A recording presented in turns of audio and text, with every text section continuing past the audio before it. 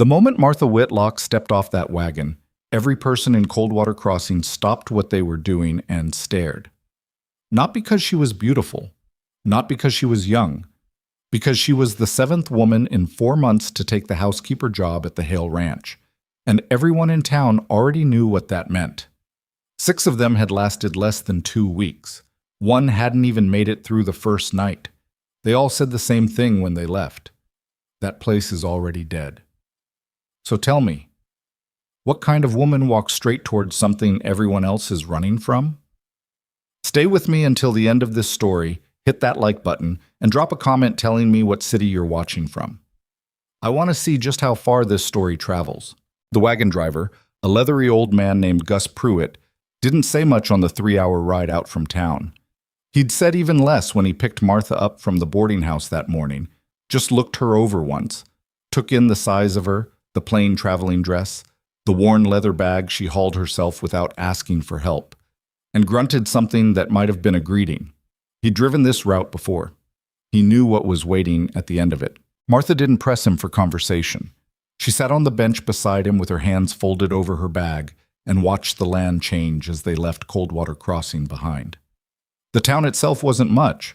A main street with a general store, a feed supply, a saloon that did more business than the church, but it had the comfortable shabbiness of a place that knew what it was.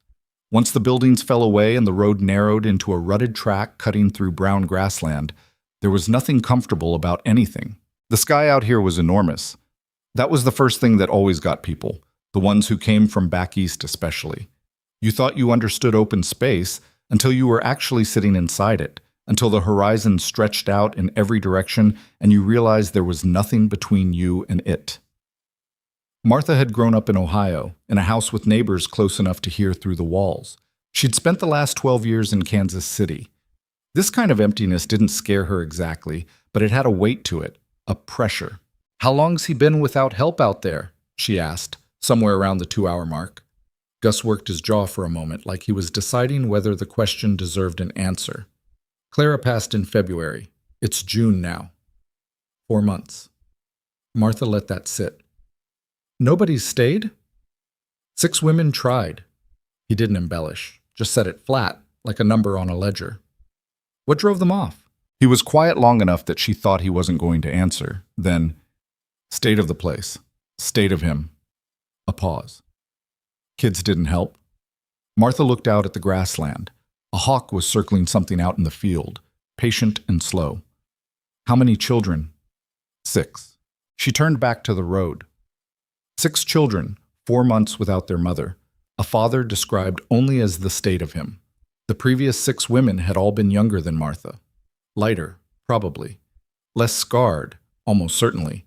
She was 41 years old, thick through the shoulders and hips, with hands that had done real work most of her life, and a face that had stopped being pretty somewhere around the time her first husband left and her second one died.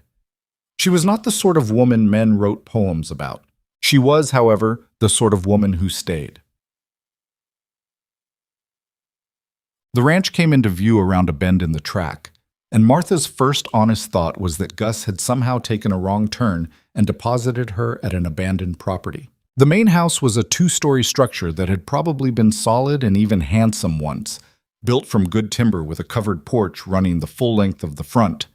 Now the porch railing had buckled on one side, the steps were rotted through in the middle, and 2 of the upstairs shutters had come loose from their hinges and were hanging at angles that made the windows look like they were squinting. The kitchen garden on the south side had gone completely wild. She could see the remnants of what had been careful rows swallowed by weeds chest high. A milk cow stood untethered near the fence, cropping at nothing in particular, looking as lost as the property itself. The barn was in better shape than the house, but that wasn't saying much. One of the paddock gates was propped closed with a fence post instead of latched. There were tools left out in the yard. A rusted harrow, a coil of rope, a saddle somebody had draped over a fence rail and forgotten for what looked like weeks. Gus pulled the wagon to a stop in the yard, set the brake, and did not move to help her down. Martha climbed down herself, pulled her bag from the wagon bed, and stood in the yard for a moment. The silence was so complete she could hear the cow's teeth tearing at the grass 30 feet away. "House is unlocked," Gus said. Hale'll be in the barn or the back field, most likely. Kids, he stopped, started again. Kids are around somewhere. He clicked to the horses and turned the wagon before she'd finished thanking him. She watched him go and didn't blame him and turned back to the house. She found the first child on the porch, sitting against the wall beside the front door with her knees pulled to her chest. A girl, maybe 9 or 10, with dark tangled hair and a dress that had been washed too many times and mended badly in several places. She was watching Martha the way you watch something you're not sure yet is going to hurt you. "Hello?" Martha said, stopping at the bottom of the broken steps. She didn't try to smile in the way that some women did with children, the big performance of it. She just spoke plain. "My name's Martha Whitlock. I was hired to come help out." "What's your name?" The girl didn't answer right away. Her eyes moved over Martha slowly. The size of her, the worn bag, the sensible boots. "Eliza," she finally said. "How old are you, Eliza?" 10. "Are your brothers and sisters around?" Something shifted in the girl's expression. Not warmth exactly, but the beginning of an evaluation. "Thomas is in the barn. He's 12. Nora and Sam are somewhere, probably the creek. Will's asleep upstairs. He had a fever last night. And Lily..." She paused. "Lily's little. She's in the kitchen." "Your father?" "Backfield." A beat. "He won't come in till dark." Martha absorbed all of this without reacting to any of it. "Your brother Will. Is the fever down?" Eliza's jaw tightened just slightly, the way a person's does when they're used to being the one responsible for something and they're not sure how to hand it off. "I put a wet cloth on him this morning." "Good. That was right." Martha meant it. "I'll go check on him. Can you show me the kitchen first?"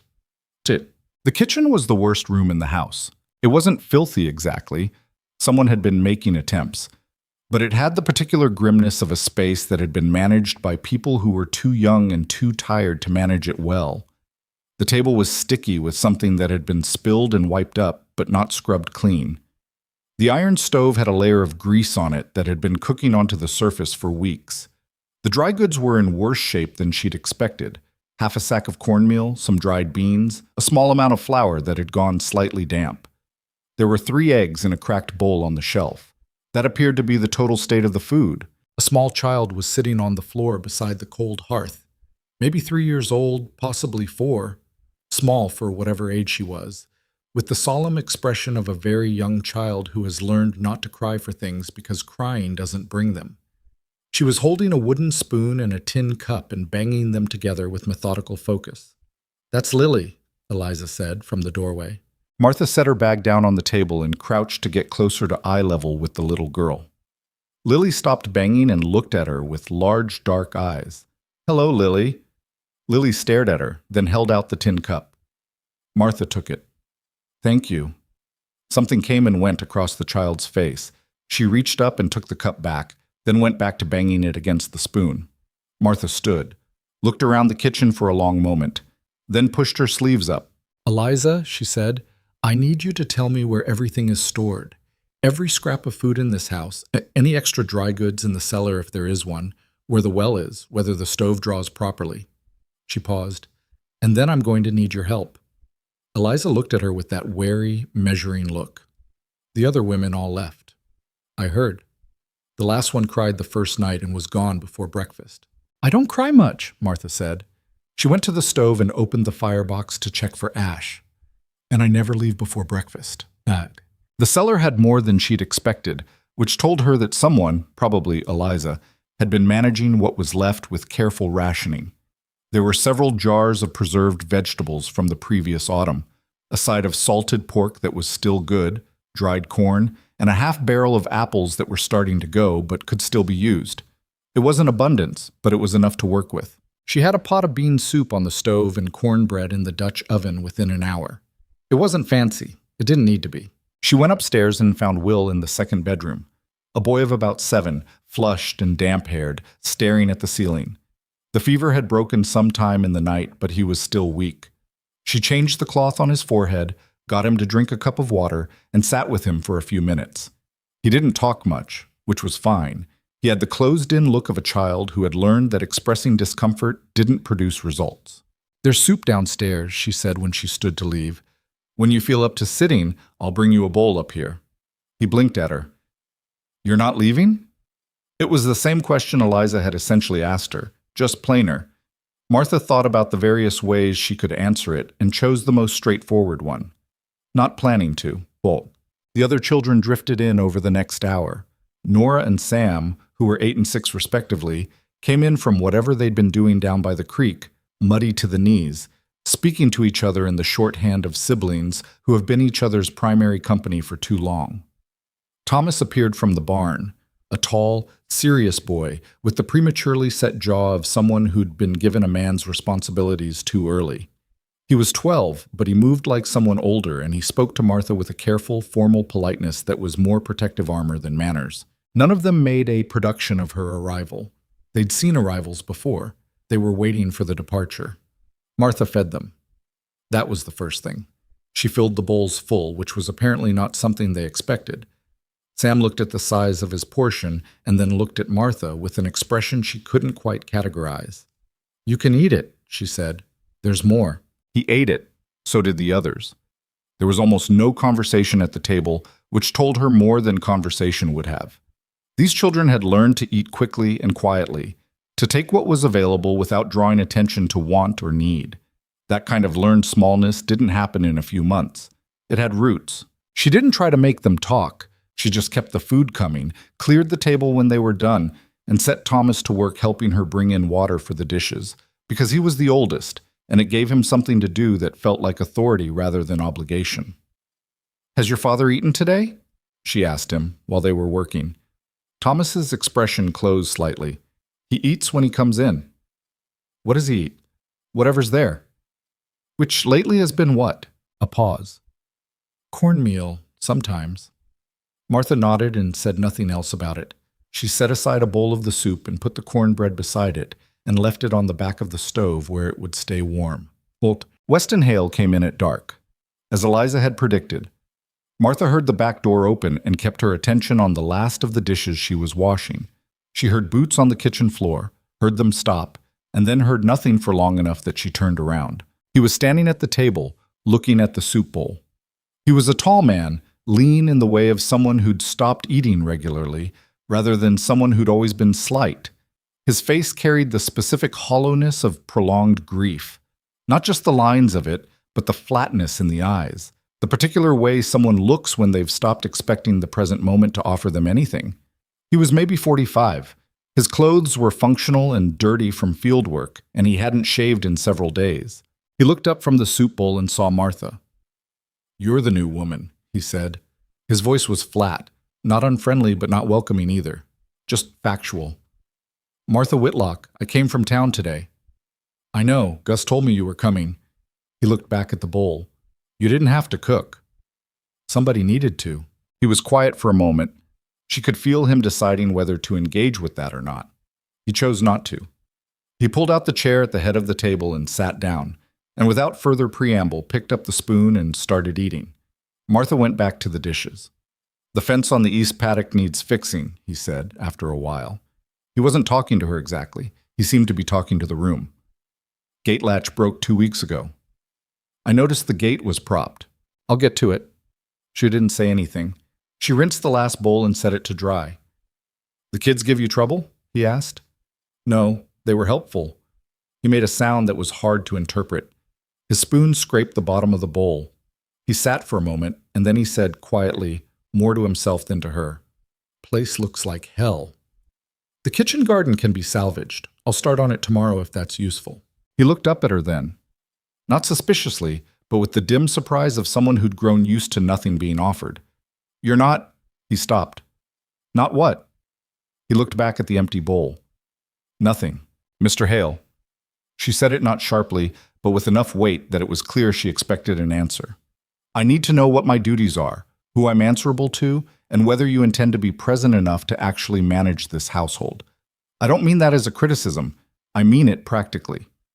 He stared at the table for a moment. His jaw worked. She could see the effort it took him just to be in the room, to be in a conversation, to be present. You do the house, he said finally. The food, the children. A pause.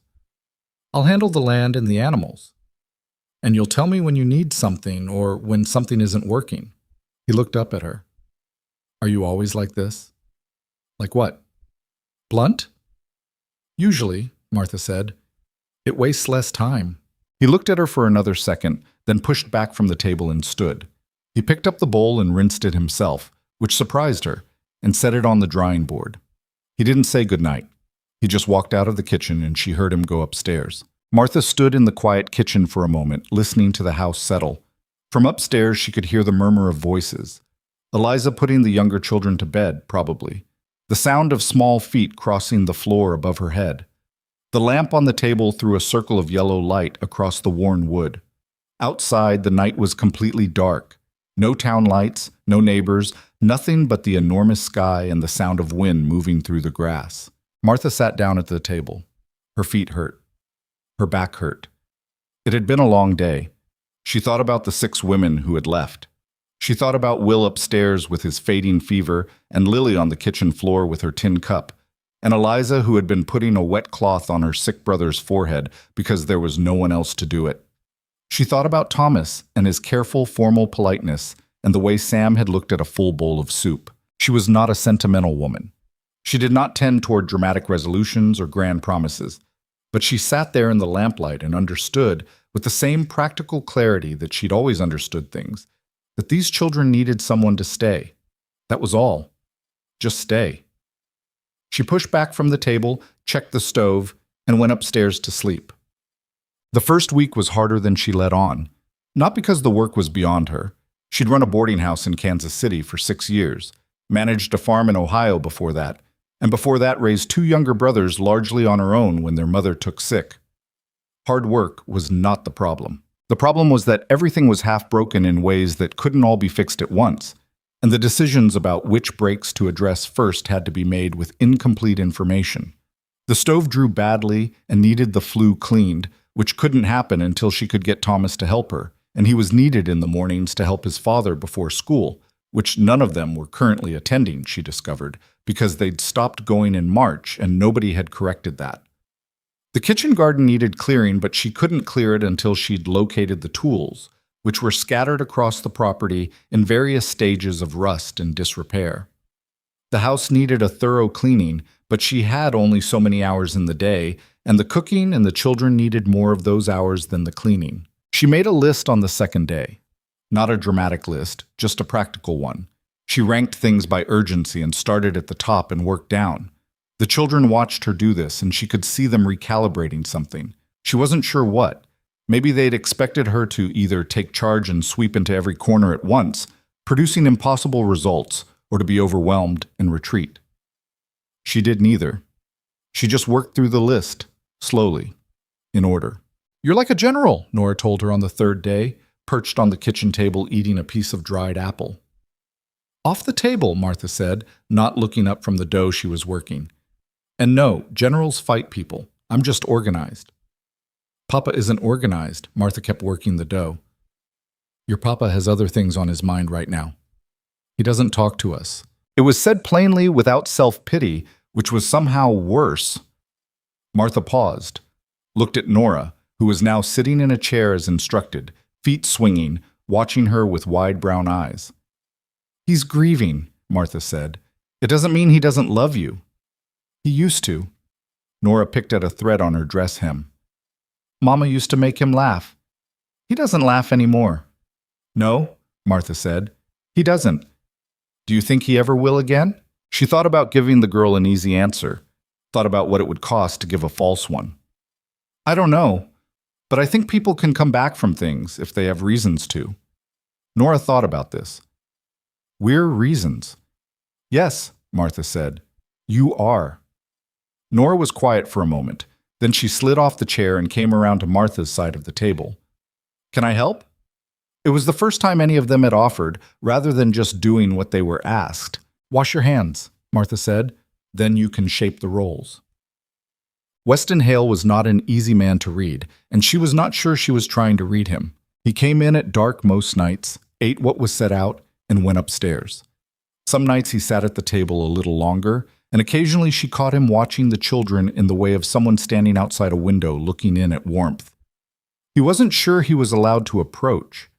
He didn't engage with them much. When he did, it was formal and slightly clumsy.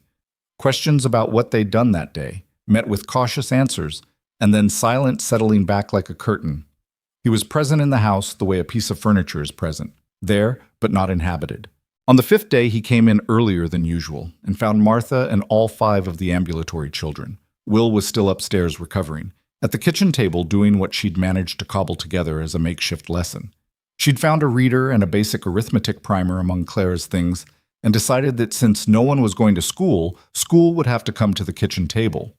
She had Thomas working through long division, Eliza on a reading passage, and Nora and Sam on their numbers, while Lily sat between them drawing shapes with a stick of charcoal on a piece of old paper. Weston stopped in his doorway and looked at the scene.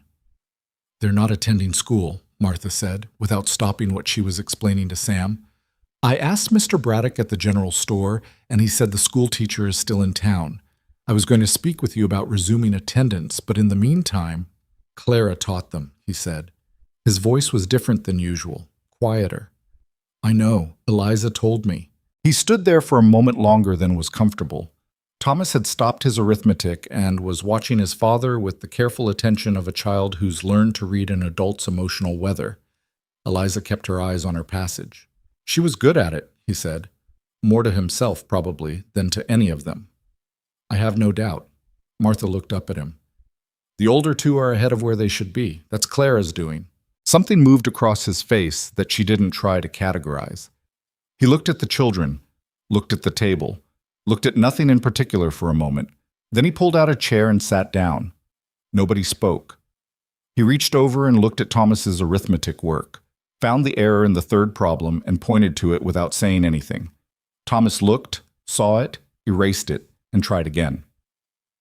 They sat like that for an hour, until supper. Martha cooked and said nothing about it.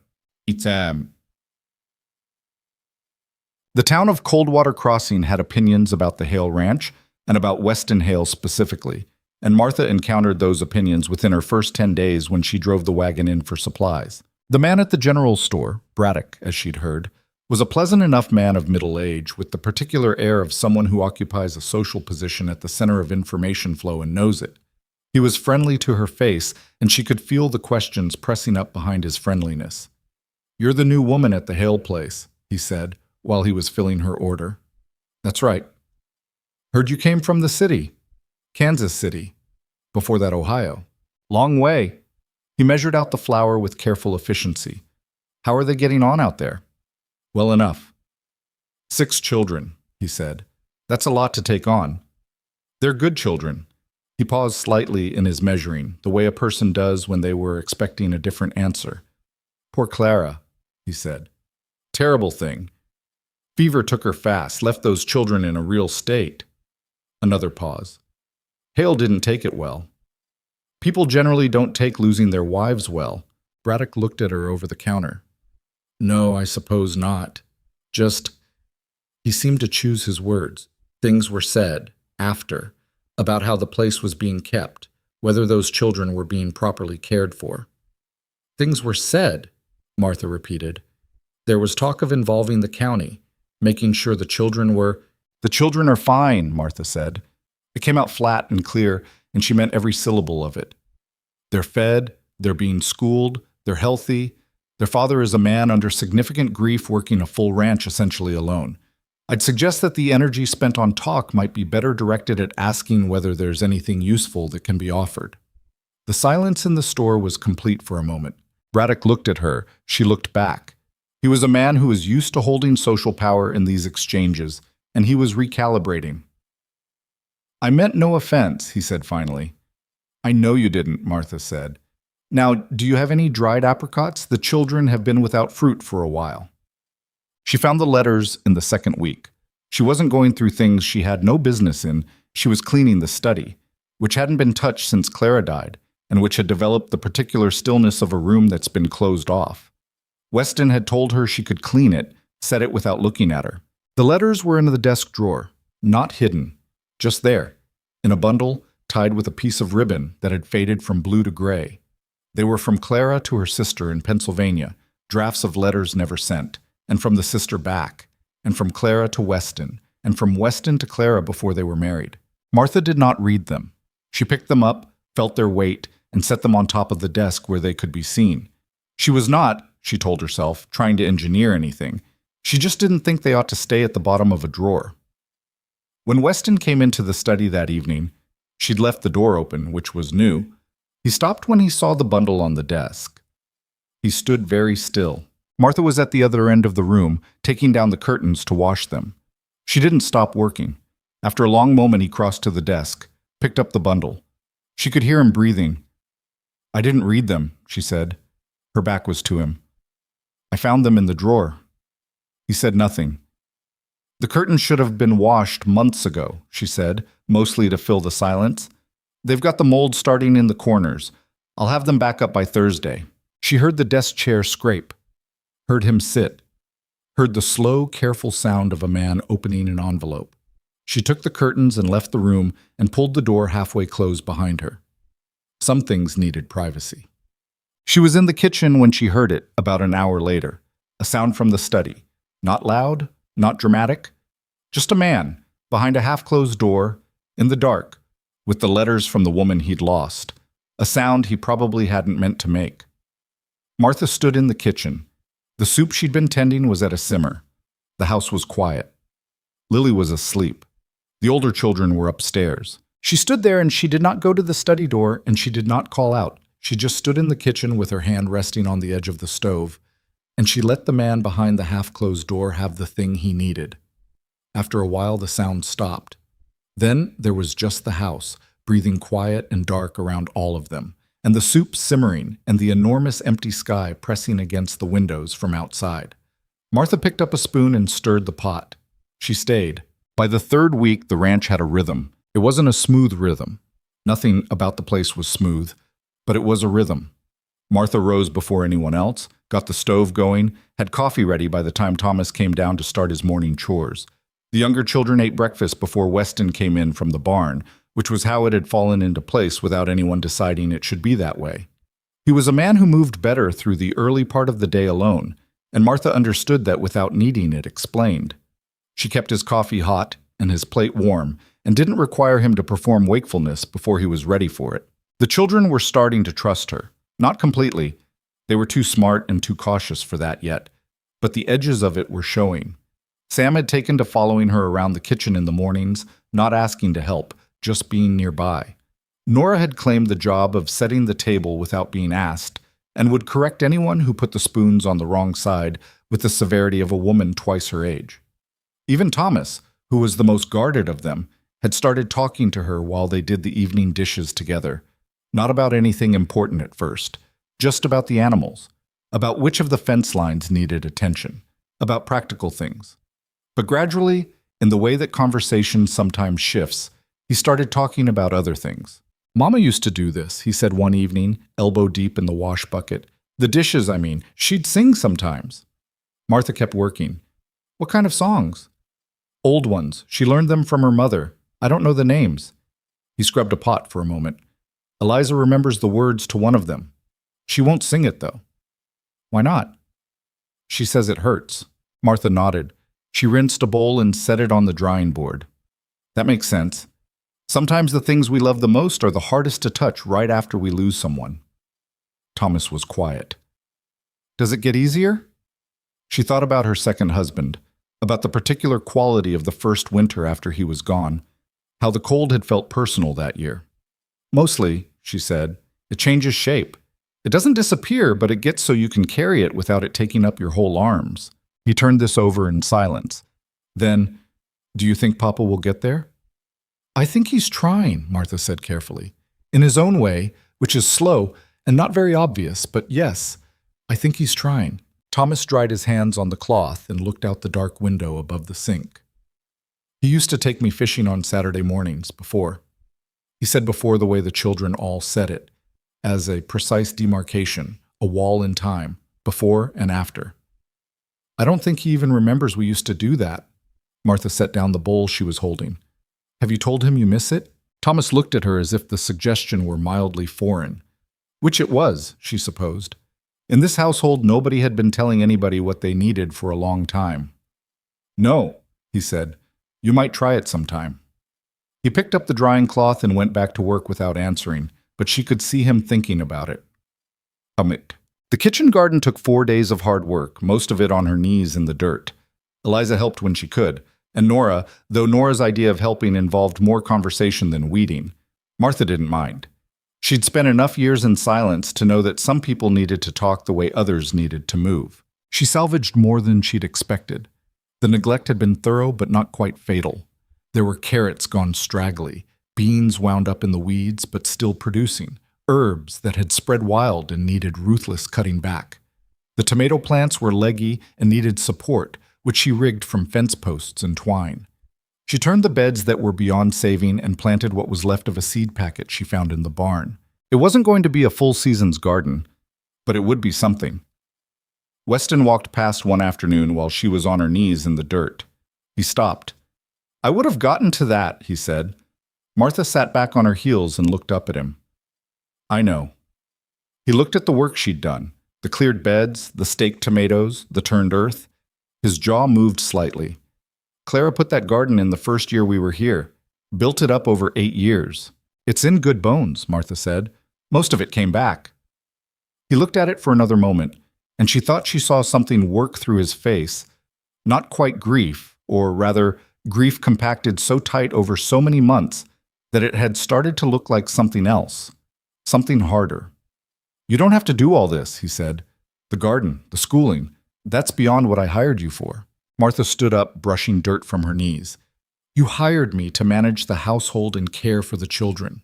The children need to eat and they need to learn. Those things require a garden and schooling. She met his eyes. What exactly did you think I shouldn't be doing? He looked at her for a moment with an expression she still couldn't quite categorize, somewhere between frustration and something reluctant and almost appreciative. I just mean, he stopped, started again. It's a lot. Yes, she said. It is. He stood there another second, looking at the garden, and then at nothing. And then he picked up the spare fence post she'd been using as a stake support, examined it, and without a word drove it deeper into the ground where it had been leaning. He tested it with his hand, adjusted it, tested it again. She handed him the twine. He tied off the tomato plant. They worked side by side in silence for about 20 minutes, which was the longest they'd been in each other's presence without direct cause. It wasn't comfortable exactly, but it wasn't bad. The trouble with the town didn't stay confined to the general store. On the second Wednesday, Martha drove in for supplies and ran into a woman named Harriet Folsom outside the post office, a tall woman with a pleasant face that she used as a vehicle for unpleasant things. Harriet had the particular gift of delivering cruelty with perfect plausible deniability, the kind of woman who could say something designed to wound and then look genuinely surprised when it did. Mrs. Whitlock, she said, stopping with a smile. How are you finding the Hale place? We've all been so worried.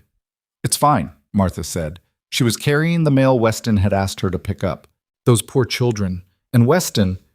Harriet shook her head in a way that was 40% sympathy and 60% relish. Well, we all know he was never the same after Clara. Some men just don't have the constitution for loss. She carried that whole household. When she went, another sorrowful headshake.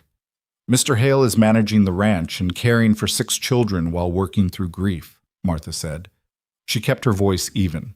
I'd call that a reasonable amount of constitution. Harriet blinked at the directness of it. Of course, I only meant... I know what you meant. Martha adjusted the mail under her arm.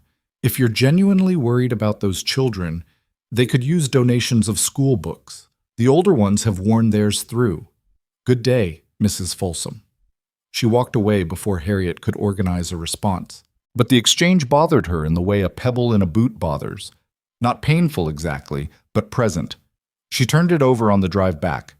The town's opinion of Weston had calcified over the past 4 months into something less like concern and more like verdict. Whatever he'd done or not done in the immediate aftermath of Clara's death, whatever state the ranch had been allowed to fall into, had been noted and cataloged and filed under failure in the collective ledger of Coldwater Crossing. And ledgers like that, she knew, were very hard to balance back. What bothered her more was that some of it had reached the children. She could see it in small ways. In the way Eliza got very still when town was mentioned. In the way Thomas had said once, flatly, that the school teacher's daughter had called them the motherless ranch, and he hadn't gone back after that. Children had a terrible talent for absorbing adult judgments about their families, wearing them like clothing they hadn't chosen. She mentioned it to Weston that evening, carefully, while he was eating. She'd learned he was more receptive to things said while his hands were occupied. Thomas stopped going to school in March, she said. I'd like to get them back. All of them who are old enough. Weston was quiet for a moment. He said something about not wanting to go. I know why he stopped. There was some unkindness. Weston's spoon paused. What kind of unkindness? The kind children repeat from adults. She sat down across from him, which was new. She usually stayed on her feet during these evening exchanges. It's the sort of thing that gets worse the longer they stay away. Absence reads as confirmation. He set the spoon down. His jaw was tight. I can talk to the school teacher. That would help. But more than that, she paused, choosing. It matters what you say to Thomas. About going back. About whether it's worth facing. Weston looked at the table. I'm not much good at that kind of talking. No, Martha agreed. But you might try it anyway. He looked up at her then. A full look, direct, which was not something he gave often. His eyes were dark and tired, and there was something in them that wasn't quite anger and wasn't quite grief, and might have been shame. You're not easy, he said. So I've been told, Martha said. But I'm right. He held her look for a moment. Then he picked up the spoon and went back to eating, and she stood up and went back to the stove, and the silence settled again, but it was different from the earlier silences. It had more inside it. What nobody in town knew, and what Martha was beginning to understand, was that the damage in this household ran along more than one fracture line. She found the first one during the third week, when she went to pay the account at Braddock's General Store, and discovered the account was already past due by 4 months. She'd assumed Weston was managing the ranch finances. She'd had no reason not to. But when she mentioned it that evening, his response was too quick and too dismissive. I'll take care of it, he said. It's 4 months overdue, she said. I said I'll handle it. Mr. Hale. Martha. He said her name with enough weight to stop her. Not angry, just closed. I will handle the finances. She let it go, but she started paying attention. Over the next few days, she added things up in the quiet way she had. The state of the stock, which was thinner than it should have been for June. The lack of new supplies coming in. The way Weston never went to town himself, always sent her. The letter she'd noticed on his desk, half written, to a man named Coburn about an outstanding debt. She didn't touch the letter, but she remembered the name. There was debt here. Real debt, not just the store account. She couldn't see the whole shape of it yet, but she could see enough to know it was there. She thought about whether to press him on it and decided against it for now. He was already carrying as much weight as a man could carry without adding her questions about the books. She made a mental note and left it alone, but she kept her eyes open. The break in Weston's silence with Thomas happened on a Saturday, 11 days after Martha had suggested it. She hadn't raised it again. She was hanging washing on the line when she heard the back door open and saw Weston come out with 2 fishing poles. Thomas was on the porch doing nothing in particular, the way 12-year-old boys sometimes do. Looking at the middle distance, thinking whatever 12-year-old boys think about. Weston came and stood at the bottom of the porch steps. You coming? He said. Thomas looked at him, looked at the poles. Something crossed the boy's face that he was too young to fully hide, a sudden fragile hope that he didn't entirely trust yet. Where? Creek's running good. Should be trout. A pause. Now? Unless you've got somewhere else to be. Thomas stood up. He was almost as tall as his father. Let me get my boots. Martha kept hanging the washing. She didn't look up. She heard the screen door bang, heard it bang again a minute later, heard their boots on the porch steps and then the dry grass, fading toward the creek. She hung a sheet on the line and smoothed the wrinkles out of it with both hands. She was not a sentimental woman, but she stood there for a moment with the sheet between her hands, watching the 2 of them disappear through the tall grass toward the creek, and something in her chest settled slightly into a warmer shape. The thing about children who have been managing on their own is that when someone finally shows up to take the weight, They don't always know how to let it go all at once. They've been carrying it so long it's become part of how they stand. This was Eliza.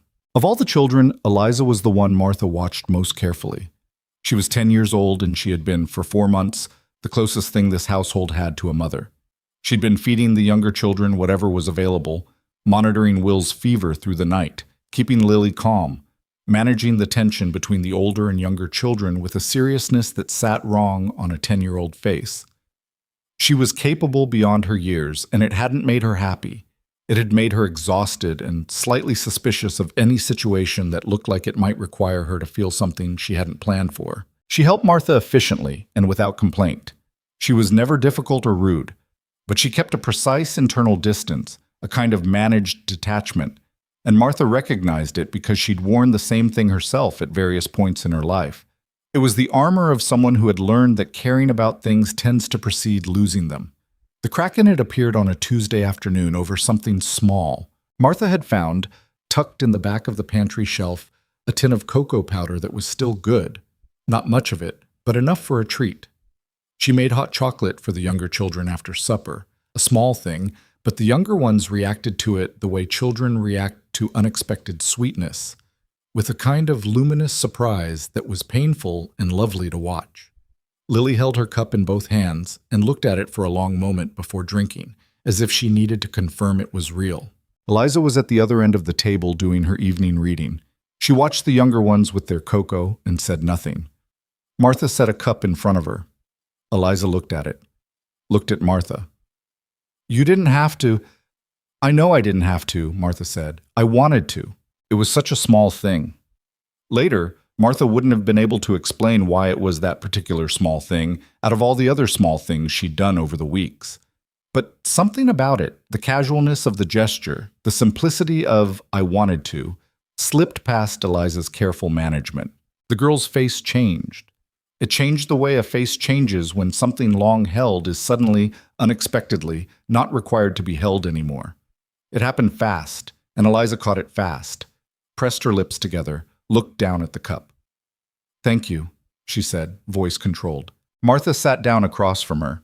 She didn't comment on what she'd seen. She just sat there with her own cup of coffee, and Eliza sat with her cocoa. And after a while, Eliza started talking, slowly at first, then faster, about her mother, and about the months since February, and about how she didn't know if she'd done the right things. And she'd been so afraid Will was going to die when he had the fever, and she hadn't known what to do about the food situation. And she'd been so angry at her father she'd been so angry. She stopped herself, pressed her hands flat on the table. "I shouldn't be saying this," she said. "Why not?" Martha asked. "Because he's my father." "You can love someone and be angry at them at the same time," Martha said. "Those aren't opposites." Eliza looked at her hands. "I'm tired," she said. It came out like something that had been waiting behind a door for a very long time. "I know," Martha said. "You've been doing work that wasn't yours to carry. You did it because there was no one else. That was brave.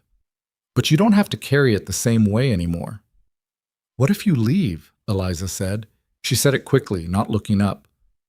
"Like the others." Martha wrapped both hands around her coffee cup. The lamp threw its circle of yellow light across the table between them. Outside, the night was doing what the night did out here, pressing close and dark against the windows, enormous and indifferent. "I'm not leaving," Martha said. Eliza finally looked up at her. Her eyes were wet, but she hadn't let them spill. "How do I know that?" And here was the thing about Martha Whitlock. She did not make promises she couldn't keep, and she did not dress up uncertainty and false certainty to make people feel better in the short term. It was not always the kindest approach, but it was the honest one. "You don't know it for certain," she said. "Nobody can promise you the future. But I can tell you that I am not the kind of person who leaves when things are hard. Hard things are mostly what I've done my whole life." She paused. "I came here knowing what it was. I'm still here." Eliza held her look for a long moment. Then she nodded once, small and private, and picked up her cocoa cup. They sat together in the lamplight until the younger children were ready for bed. It wasn't a fixed thing, what had happened between them. It would take a lot more time and a lot more ordinary days before Eliza fully let the armor down. But the crack was there now. That was how it started. The fishing trip changed something between Weston and Thomas. though neither of them would have been able to name exactly what. It didn't make them easy with each other overnight. There was too much distance built up for a single Saturday morning to close. But it made the silence between them less like a wall and more like ground they were both standing on. Martha noticed it in small ways. Thomas started reporting things to his father directly instead of routing them through her. Weston started asking Thomas's opinion about the stock and the fence lines, the kind of questions a man asks when he's remembering that his son is a person worth consulting. It was something. She kept tending it the way she tended the kitchen garden, quietly, without making a performance of it. July came in hot and dry. The grassland around the ranch turned from brown to the particular bleached yellow of high summer, and the sky took on a hard, flat quality that meant rain was a promise rather than a certainty. Weston watched the sky the way ranchers do, with the specific anxiety of a man whose livelihood depends on water that other men have more of. The creek was still running, but lower than it should have been. The well was fine. The garden, which Martha watered by hand every morning before the heat settled, was holding on. She had started to understand the ranch's financial situation more clearly, and it was not good. The letter to Coburn she'd noticed in the study was one of several. The name appeared in the account ledger she eventually found in the desk drawer. Weston had not hidden it, just not offered it, as a creditor who was owed a sum that made Martha's stomach tighten when she saw the number. There were other debts, too, smaller ones, owed to suppliers in Coldwater Crossing and a livestock dealer 2 towns over. The ranch produced cattle and a modest amount of grain, but it hadn't produced enough last year, Clara's final year, the year everything had started slipping, to fully cover the season's costs. And this year, with the ranch running short-handed and Weston barely functional for the first 4 months, it was going to be worse. She thought about it for several days before she said anything. She was not naive about the pride of men and the topic of money, especially the money of men who were already struggling in every other direction. But the not saying it didn't make it go away. She brought it up on a Wednesday evening when the children were all upstairs and the kitchen was quiet. I looked at the account book, she said. She set 2 cups of coffee on the table and sat down, which by now he had come to understand meant she had something to say. He looked at her. His expression didn't change much. I told you I'd handle the finances. You did, but I've seen the Coburn debt and the other accounts, and I think you need someone to talk to about it, even if that someone is just me. He was quiet for a moment. His hand was around the coffee cup. Outside, the nighthawks were doing their evening sweep, that high, thin sound against the dark. How much did you see? He finally asked. Enough. He didn't say anything for a while. She waited, which was one of her better skills. The cattle prices dropped last fall, he said at last. Not quite an explanation, more like a stone dropped into a well, testing the depth. Coburn loaned us money to get through the winter. Terms seemed reasonable at the time. He turned the cup in his hands. Since then, the interest has been running. How long since you've spoken to him directly? He sends letters. A pause. I've been behind on answering them. Martha said nothing about that. What was there to say? She already understood why a man overwhelmed by grief who could barely get himself out of bed in February had let a debt correspondence lapse. Understanding it didn't make it better. What's the rate? He told her. She kept her face even. The rate was not reasonable. It had probably looked reasonable in January when a grieving man signed whatever paper was put in front of him. Coburn, whoever he was, had set terms that a man in the full use of his faculties might have examined more carefully. Who is Coburn? She asked. Landowner. He's got property east of here in the valley. Not a rancher, more of a... He has money and he moves it around. Weston's jaw tightened. He's been buying up land in this part of the county for 2 years. Parcels from people who couldn't keep up their notes. Martha absorbed this. Did he approach you, or did you go to him? Weston set the cup down. He came to me. 3 weeks after Clara. He said it flatly, without effect, but she could hear what was underneath. He was decent about it, patient, said there was no rush, said the terms were flexible. A beat. I was not in a good state to be reading contracts. No, Martha said. You were not. He looked at her, and she could see the shame working in his face. Not just about the debt, but about the whole of it. About Clara's death and the months after and the state the ranch had fallen into, and his children's hunger and the 6 women who had come and left, and every failure stacked on top of every other failure until a man stops being able to see past the pile. What happens if you can't meet the payment schedule? She asked. He takes the land. He said it like a fact he'd been living with for a while, something that had hardened past the point of shocking him. That's what it comes to. He's been patient because he doesn't need to rush. The numbers do the work for him. Martha sat with this for a moment. The ranch. The house with its sagging porch, and its mended curtains, and its kitchen garden, and its 6 children sleeping upstairs. The fishing creek where Thomas and his father had gone on a Saturday morning and started the slow, awkward work of finding each other again. Is there anyone else you could refinance through? She asked. Anyone who'd give you better terms? Not without collateral I don't have. He looked at the table. I've thought about it. There isn't a clean way out. There might be options you haven't considered yet. Martha, he said it quietly, not dismissing her but tired. I know you're trying to help, but this is not the kind of problem that gets solved in a kitchen. Most problems get solved in kitchens, she said. That's where people actually talk. Something came and went across his face. Something that under different circumstances might have been a reluctant laugh, but it didn't quite make it. I'll think on it, he said, which, she had come to learn, was Weston Hale for, I'm not ready to do anything yet, but I heard you. It wasn't nothing. The storm came on a Thursday in late July, and it did not come slowly. Martha had woken that morning with the particular pressure behind her eyes that had, over her 41 years, served as a reliable indicator of incoming weather. The sky to the northwest had the yellow-gray quality of something building. By midday, the wind had picked up enough to flatten the grass and set the barn door banging on its hinges. By mid-afternoon, the temperature had dropped 15 degrees and the light had gone strange. Not dark exactly, but thick, like the air had changed its composition. Storm coming, Thomas said at the midday meal, looking out the window the way he'd seen his father do. Yes, Martha said. After lunch, I want everything put away that can blow. Loose tools, the hay bales on the south side, the bucket by the well. Thomas, you and your father check the barn doors and the paddock latches. Eliza, get the laundry off the line now. She said it without drama, which was how she said most things. They moved. The children she knew were accounted for. Will had finally fully recovered and was back to his ordinary self, which meant underfoot and asking questions. Sam and Nora were in the kitchen with her. Eliza was at the clothesline. Thomas had gone to find his father. It wasn't until Eliza came back in with the laundry and they were all inside watching the first hard gusts bend the trees along the creek line that Martha realized Lily wasn't in the kitchen.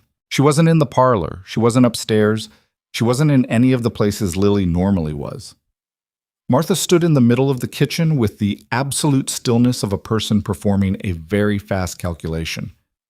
When did you last see her? She asked Eliza, keeping her voice level. Eliza's face went white. She was here. She was on the floor with her cup. I went out to the line and... How long ago? 20 minutes, maybe more. 20 minutes. The wind was 40 miles an hour and building. The creek, which had been running low all month, would be swelling with the mountain runoff that always preceded these valley storms by an hour or two. Lily was 3 years old, and she had the fearless obliviousness of a child that age, the complete absence of a relationship with consequence. Martha was already moving toward the back door. Stay inside, she said to the children. All of you. Thomas. He was just coming in from the barn. Where's your father? Backfield, checking the... Get him, right now. Tell him Lily is missing. She pulled her coat from the hook. Go fast. She didn't wait. She went out into the wind. The world outside was loud in the particular way of a prairie storm. Not just wind, but the sound of wind moving through everything, through grass and tree branches and the loose boards of the fence, a collective noise that had directionality without source. The sky to the northwest was now the purple-black of serious weather, and the first distant rumble of thunder moved through the ground as much as the air. Martha moved around the house perimeter first, calling Lily's name, though the wind ate the sound before it traveled. The child's name came back to her in pieces. She checked the cellar doors, the space under the porch, behind the woodpile. Nothing. The creek. Children went to the creek the way children always went to the creek, drawn to moving water the way they were drawn to anything that moved and sparkled. Lily had followed the older children down to the creek bank more than once. She knew the path. Martha went through the tall grass at a pace that was almost running, calling the name into the wind. The grass was chest high in places between the house and the creek, and it was whipping now, slapping at her arms and face. The thunder was closer. She heard Weston behind her before she saw him. The sound of boots in the grass, faster than her, coming up from the direction of the back field. He fell into step beside her without speaking. His face was white under the weathered tan of it. "Creek," she said. "I know," he said. They went through the grass together. The creek had already risen. That was the first thing Martha saw. The water, which had been a modest trickle when she'd walked this way 2 days ago, was now running brown and fast, carrying debris from upstream, the kind of turbid surge that happens when rain hits the mountain miles away and sends the runoff down hours before the valley storm fully arrives. The banks were swallowed. The stepping stones the children used were gone under the current, and Lily was on the far bank. She had somehow crossed, God knew how. Maybe the water had been lower when she came. Maybe she'd found a shallow spot. And she was standing on the opposite bank about 30 feet downstream, not crying, just standing in the rain that had just started to fall, holding a stick she'd picked up somewhere, watching the water with the serene incomprehension of a very small child who does not understand what it is she is standing next to. Weston made a sound. It wasn't a word. It was the sound a man makes when terror and relief arrive at the same time. "Lily!" he shouted. The wind tore the name sideways. The little girl looked up, saw them, and waved her stick. The water between them was 30 feet of fast, brown, swollen creek. Not deep, maybe knee-deep in the center, but fast enough to take a grown person's feet out if they weren't careful, and cold, and the rain was coming harder now, and it would be deeper in another 20 minutes. Weston was already in the water before Martha could say anything. She grabbed his arm. "The footing? I know." He said it short, not angry, just focused. "I grew up on this creek." She kept hold of his arm anyway, wading in beside him. The cold was immediate and sharp, and the current pushed hard at her legs. She could feel the rocks shifting under her feet, the way the water wanted to take her sideways. She planted every step. Weston moved faster than her. He knew the crossing. She could see him picking his way instinctively, knowing where the solid ground was under the silt and surge. By the time she was halfway across, he was already on the far bank, crouching down, pulling Lily into his arms. The little girl said something. Martha couldn't hear it over the water and the wind, but she saw Lily's arms go around her father's neck, the small hands gripping the back of his collar with the conviction of a child who does not know they've been in danger, who only knows that someone came. Martha got across. The rain was falling in earnest now, cold and driving. Lightning walked across the ridge to the northwest. Weston was still crouching with Lily in his arms. He hadn't stood up yet.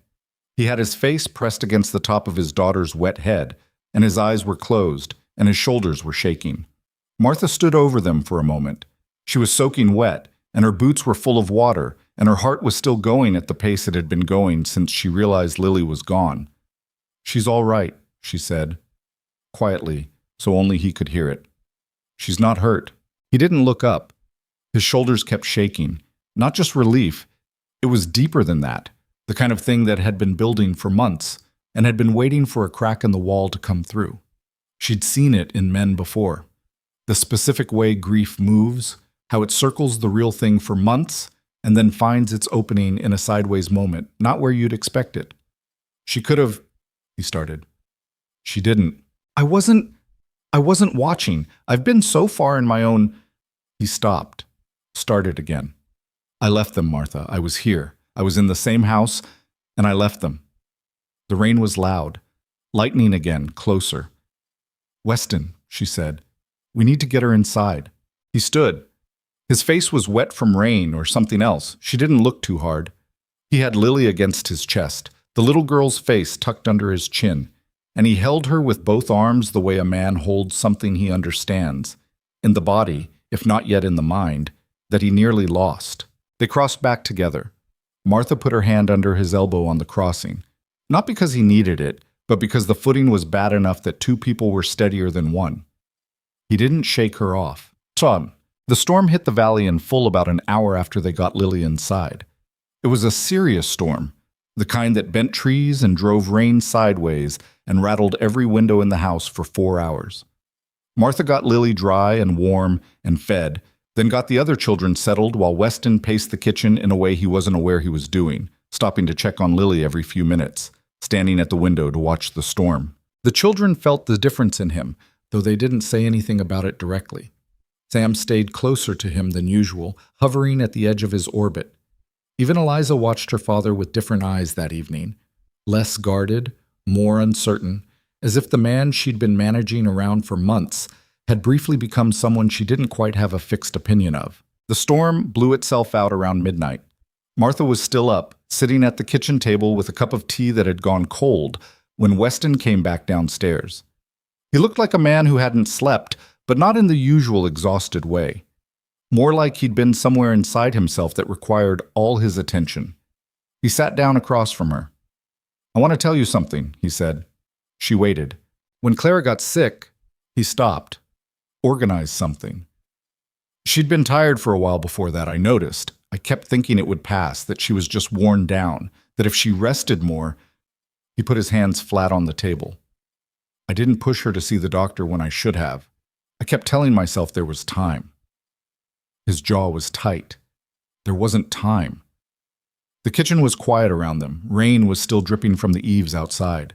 "I thought it was my fault she died," he said, not looking up. "I still think that most days. And then I let it.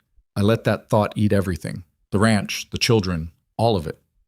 His voice was level, but the levelness cost him something. "When Lily was across that creek today, and I couldn't get to her fast enough, I thought, this is how it happens again. You drop your eyes for a minute and something is taken." He looked up. "I can't keep doing what I've been doing." Martha looked at him. Not with pity.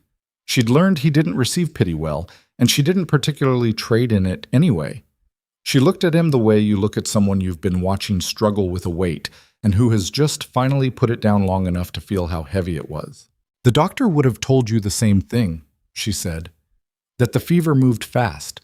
That there were women who died of it that same season who had every advantage. It might not have changed the outcome." "Might not," he said, "but I'll never know." "No," she agreed.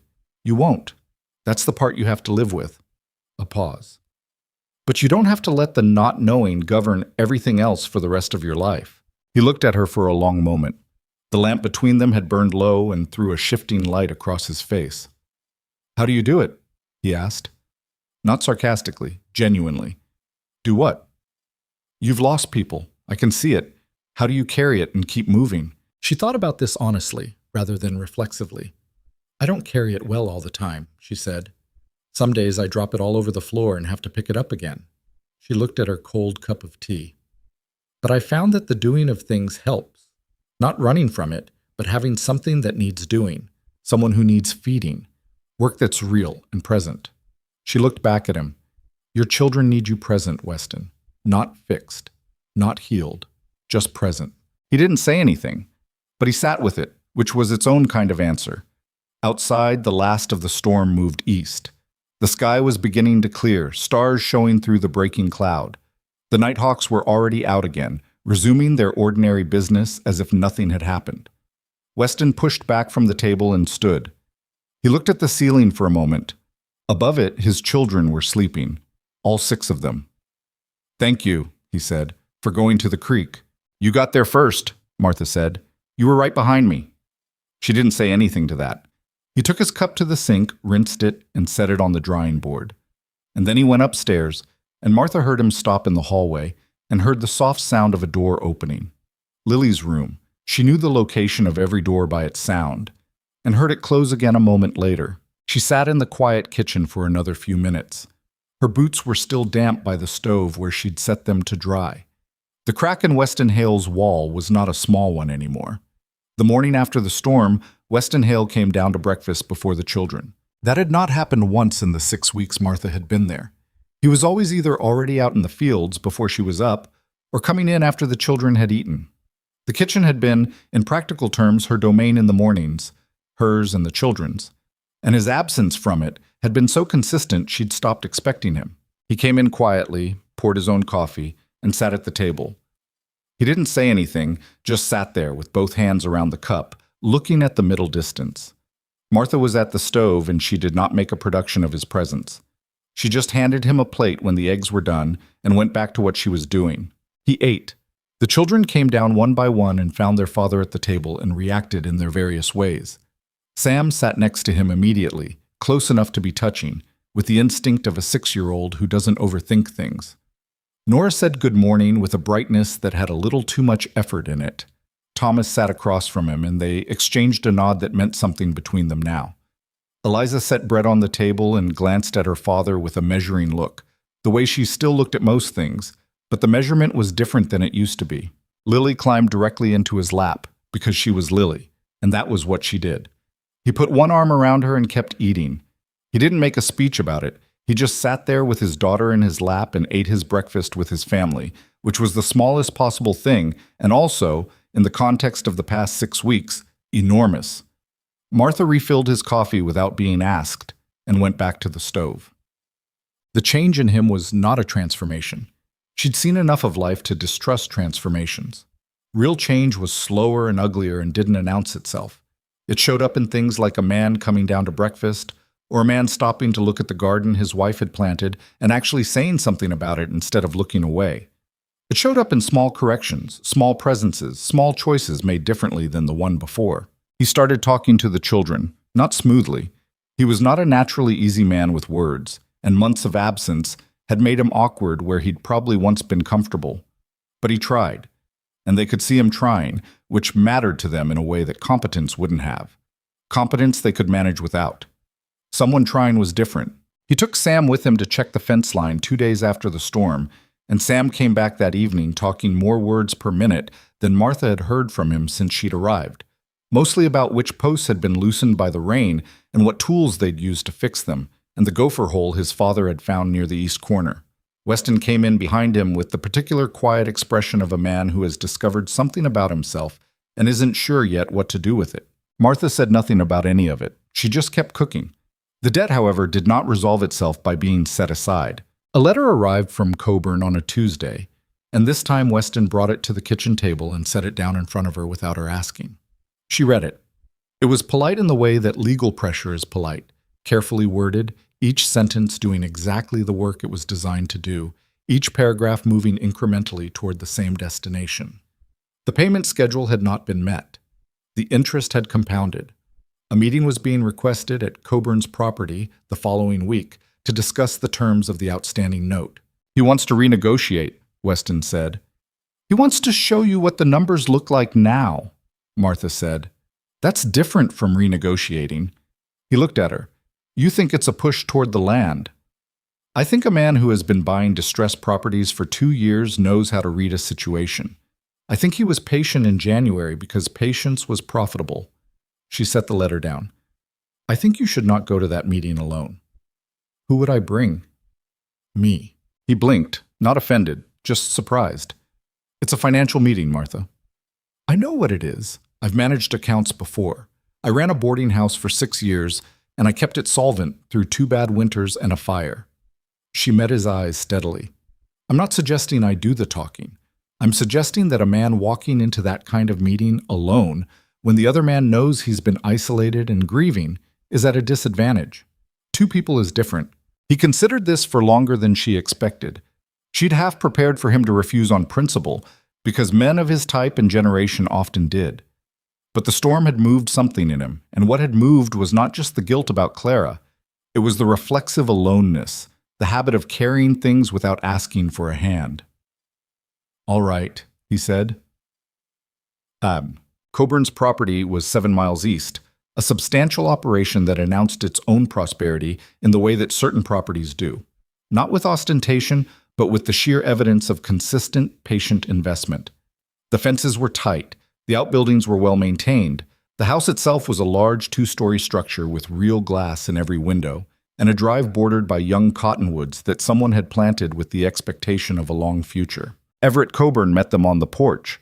He was perhaps 50, lean, with a face that had the careful pleasantness of a man who has learned that pleasantness costs nothing and returns considerable interest.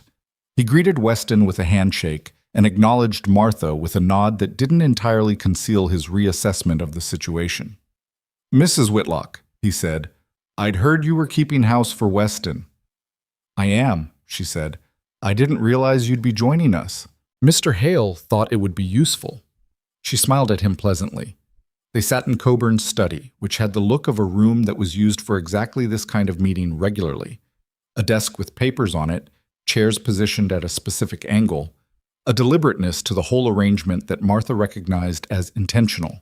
She'd seen the same setup in the offices of two men in Kansas City who had made their money by being in the room when other people's situations deteriorated. Coburn laid out the numbers. He did it clearly, without visible satisfaction, which was how professionals did it. The original debt, the compound interest, the current total, the value of the Hale property as assessed by the county. He set the paper across the desk so Weston could read it. Weston read it. Martha watched Weston's face and kept her own face empty. "I can see about a payment extension," Coburn said. "Given the circumstances, Clara was well liked. Everyone understands it's been a hard year." He paused. "Alternatively, there are arrangements that could benefit both parties. If you were to consider selling the eastern parcel, what would you use it for?" Martha asked. Coburn looked at her. "Excuse me?" "The eastern parcel. What would you use it for? You have substantial acreage already." A slight pause. "Consolidation. Easier to manage a contiguous. And what's your timeline on the current note? If Mr. Hale extends the payment schedule, what does the interest look like in 12 months? Coburn looked at her with the expression of a man recalculating.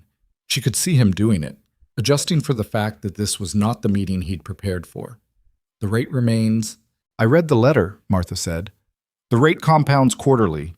12 months from now, at the current rate, the note is approximately—" She said the number. She'd worked it out the evening before. The silence in the study lasted about 3 seconds. "That's a rough estimate," Coburn said. "It's accurate to within $20, Martha said. "I'm good with numbers." Weston was looking at the paper. Then he looked up at Coburn with an expression that was different from the one he'd come in with. The fog of it, the overwhelmed passivity that had probably characterized every interaction he'd had about this debt over the past months, had cleared somewhat. He looked like a man who had just been reminded that he was allowed to be in this conversation rather than just subjected to it. "I want to see the original contract," Weston said. "The one I signed in January." A brief hesitation from Coburn. Barely perceptible. "I have a copy here. The original. I want to see the terms as they were written, not a copy." Another pause. "I can have it sent over." "I'll wait," Weston said. They were outside for 40 minutes while Coburn's clerk located the document. Martha and Weston stood by the wagon without talking much. The heat was serious, full August wait. A pair of barn cats watched them from a fence post with the indifference of cats. "You knew he'd hesitate on the original," Weston said finally. "I thought he might." "Why?" She was quiet for a moment. "Because men who write contracts for people in grief sometimes make the terms less clear than the summary they present later. Not always, but sometimes." She looked at the cottonwoods lining the drive. "And because he didn't expect you to ask. He didn't expect you to be here at all." "No." Weston was quiet. Then, "Why are you doing this? This isn't what I hired you for either." She looked at him. He was watching her with that direct look he'd developed over the past few weeks, the one that had replaced the flat, inward gaze of the first days. She'd noticed it happening gradually. The eyes coming back into focus, the presence coming back into them. "Because those 6 children go where this ranch goes," she said, "and I've gotten fairly attached to those 6 children." He held her look for a moment. Something in his expression shifted, but he didn't say anything to it. He just nodded and looked back at the drive. The original contract had a clause in the fine print, written in the compressed language of someone who'd hoped it wouldn't be examined closely, that allowed the interest rate to be adjusted unilaterally by the creditor with 30 days' notice, a provision that had never been mentioned in the summary Coburn had presented. It was not quite illegal. But it was the kind of clause that a man reading it 6 months after the fact understood he would not have signed if he'd been reading carefully. Weston read it twice. His face was very still. "I'd like to have someone else look at this," he said. Coburn nodded. "Of course." Smooth, patient, he had patience to spare. "There's a land attorney in Millhaven," Martha said. She'd asked Braddock about it quietly the previous week. 30 miles, Weston said. "Yes." He looked at the contract in his hand, then at Coburn. "I'll be in touch," he said. Coburn showed them out with exactly the same pleasantness he'd shown them in. But she saw him watch the wagon pull away, and the pleasantness had a different quality to it now. The quality of a man recalculating a timeline he'd thought was settled. The drive back was mostly quiet, which was fine. There was a lot to think about, and neither of them were people who filled silence just to fill it. It was Weston who spoke first, about halfway home. "I owe you an apology." She glanced at him. "For what?" "For telling you the finances weren't your concern. For telling you problems didn't get solved in kitchens." He looked ahead at the track. I handled almost everything wrong this year, not just the debt." She didn't argue with this or comfort him away from it. He was stating accurate facts. "I thought I was protecting them," he said.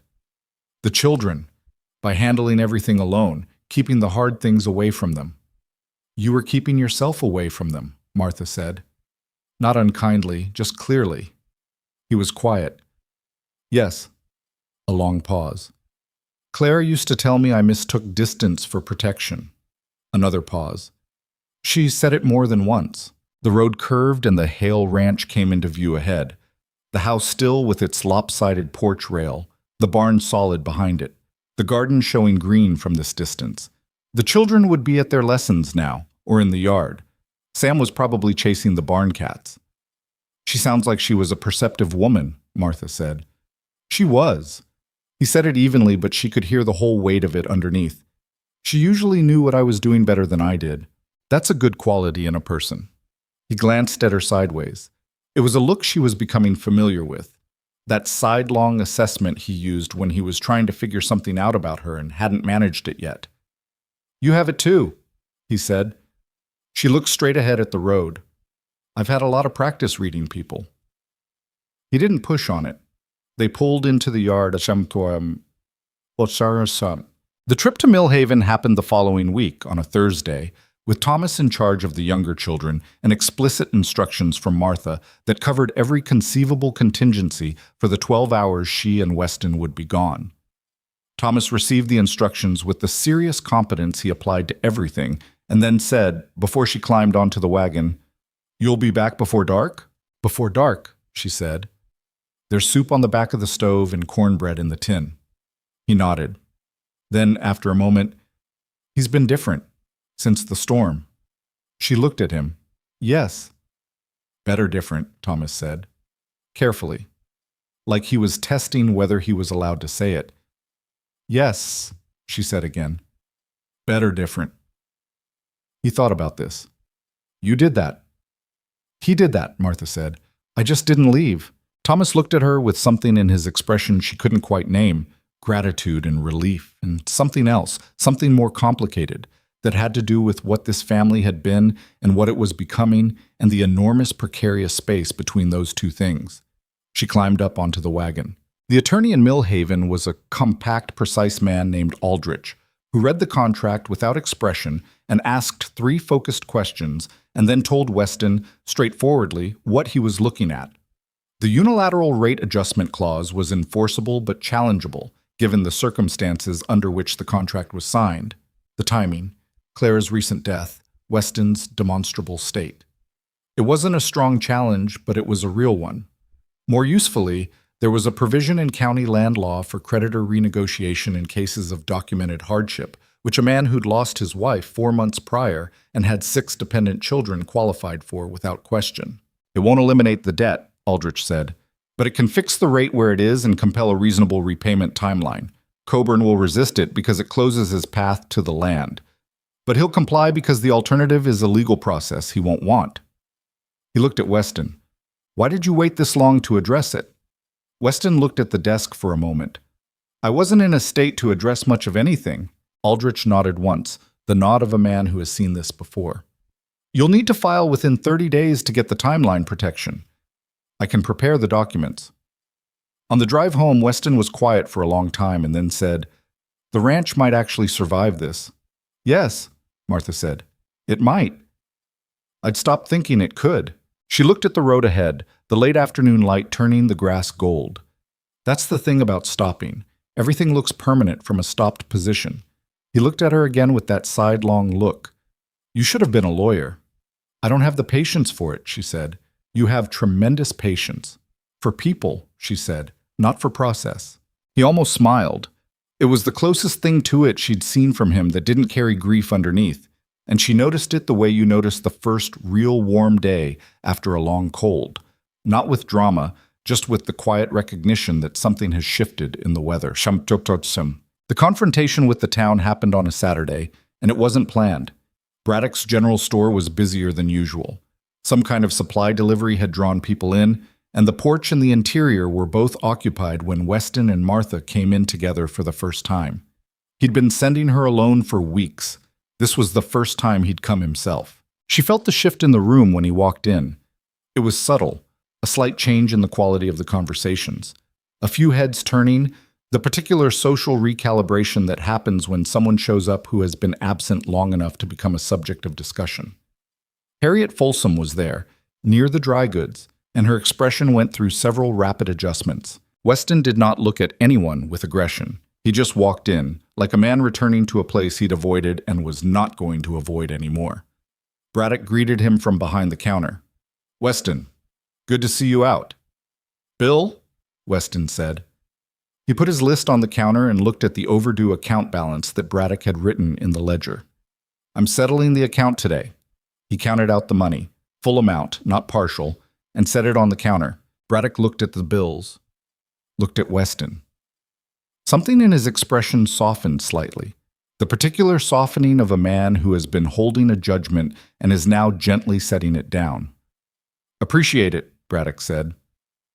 It was Harriet who made the mistake of speaking. She came close enough to be in the conversation, wearing a smile that had concern in it like a knife has a blade in it. Weston, we've all been so worried. Those children, my children are fine, Weston said. He said it quietly and without apparent heat, which somehow made it more final than if he'd been angry. They've been well fed, properly schooled, and cared for. They miss their mother, and so do I. That's the extent of what's going on at my ranch. He looked at her directly. I appreciate the town's concern. And I'd appreciate, going forward, people directing their concern at me directly rather than circulating it. Harriet opened her mouth and closed it. The store was very quiet for a moment. Weston picked up his list and turned to review the goods Braddock was pulling from the shelves. The conversation in the store resumed, gradually, with a different texture. Martha stood beside him and said nothing. She didn't need to. On the way home with the wagon loaded, she said, That was well done. It needed to be said 4 months ago, he replied. You weren't ready 4 months ago. He thought about this. No, I wasn't. A pause. Martha, yes. He was looking at the road. I know things aren't settled. The debt isn't resolved yet. The ranch is still running short-handed. The children still have a long way to go. He paused. But I want you to know that I see what you've done here. All of it. Another pause. Longer. And I'm glad you didn't leave. The words were plain, and he meant every one of them, and she could hear that he meant them, and it was enough. So am I, she said. The wagon moved through the afternoon heat, the ranch somewhere ahead of them, the children waiting inside it. The legal process with Coburn took 6 weeks, and they were not easy weeks. Aldrich filed the hardship petition at the county seat in early September, and Coburn responded exactly as Aldrich had predicted, with resistance, then delay, then a counteroffer so minimally improved over the original terms that it was essentially an insult dressed in polite language. Weston read the counteroffer at the kitchen table with Martha beside him and said nothing for a long moment, just looked at the paper with the particular stillness of a man deciding whether to be angry or tired. He thinks I'll fold, he said. He thought that in January, and it worked then, Martha said. He's trying the same approach. It won't work this time. I know that. Aldrich knows that. Coburn will figure it out. He looked at her. You're very certain. I'm certain that you're not the same man who signed that contract in January. She pushed the paper back toward him. Write back. Tell him you're proceeding with the petition. He wrote the letter that evening, and the letter was short and plain and left nothing ambiguous. And Martha thought that Clara, wherever she was, would have recognized the man who wrote it. The petition was granted in October. The rate was fixed. The repayment schedule was set at something the ranch could actually meet with careful management and a decent cattle season. Coburn did not get the eastern parcel. He did not get the ranch. He got a debtor who had, against his calculated expectations, found his footing. Weston came home from the county seat on the day the ruling was issued and stood in the kitchen doorway with the paper in his hand and looked at Martha with an expression she hadn't seen on his face before. Not just relief, which she'd have expected, but something quieter and more substantial. Like a man who has looked at the rubble of a year and found something underneath it worth building on. It's done, he said. Good, she said. She was peeling potatoes and she kept peeling them. Wash up. Supper's in an hour. He stood in the doorway for another second, and then he did something that surprised her. He laughed. Not loud, not long, just a short, genuine, unpracticed sound, like a man who has suddenly remembered that he's capable of it. Then he went to wash up, and Martha stood at the kitchen counter and looked at the potato in her hands and let herself feel the full weight of what that sound meant, what it had taken, and how long, before she went back to work. The children knew something had shifted without being told. Children always do. The household had a different quality to it by October. Not uncomplicated, not without its hard days, but fundamentally different from the household Martha had walked into in June. The silence that had lived in the house like a permanent resident had thinned to something ordinary. Weston ate breakfast with them most mornings now. He came in from the fields at a reasonable hour. He asked about their schoolwork and listened to the answers, even when the answers were long, as Sam's always were. Thomas had gone back to school in September. Martha had spoken to the school teacher, a practical woman named Mrs. Crane, who had no investment in the town's social judgments and simply wanted her students present, and the matter had been arranged without ceremony. The first week back was hard. Martha could see it in Thomas when he came home, the set of his jaw, the careful nothing of his expression. She didn't ask. She put food in front of him and left him alone with it. By the third week, something had eased. By the fifth, he was doing his homework at the kitchen table without being told and helping Nora with her arithmetic without being asked, which was as close to ordinary as a 12-year-old boy gets. Eliza had started singing again. Martha heard it first on a Tuesday morning when she was outside hauling water from the well. It came from the kitchen window. Just a few bars, an old song with a simple melody, the kind Clara must have sung when she was putting the younger ones to bed. Eliza stopped when she heard Martha come back inside, went very still and slightly pink in the face. "Don't stop," Martha said. She set the water down and went to the stove. Eliza was quiet for a moment. "It still hurts sometimes." "Yes," Martha said. "It will for a long time." "But you can sing it anyway?" Martha looked at her. "You just did." Eliza considered this. Then, not looking at Martha, she started again. Quiet.